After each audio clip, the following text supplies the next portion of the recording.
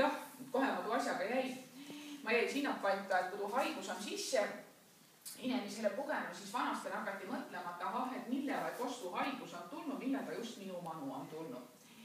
Et mis tuu põhjus on, et kas mul on väga väikene elujõud, aga või olla mu ümbre on kostil mõnegi sääne pahatahtlik või halb inimene, kellel on sääne kuri või halb silm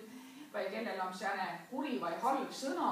et tal võib-olla ei meeldi tuu, et mul elu on väga hästi läht ja siis ma nii-ütelda pane oma kurja silma pääle või ütle halva sõnaga. Et tuu on sääne rahvusvaheline uskmine ja peaaegu kõigil maanuka ja või maakera rahvastel on tuu tuntav, et mõnel inimesel või olla sääne kuri või halb silm ja kui ta sust üle käi, siis või inimene siis jäi haiglas või temaga midagi juhtus.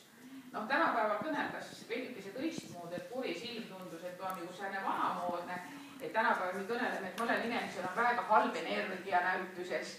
või olegi tundnud, et mõne inimesega ühtel ruumina olla või kellegiga kuun olla, et sa tunned, et sa oled pärast väga väsinud ja sul on halb olla, sa tahaksid magada või sa tunned, et sa ei taha üldse inimesega tegemist, et sa ei taha inimesega kõnelda. Et inimesed vanasti arvasid, et sõbrad on kurja silmaga või halva energiaga.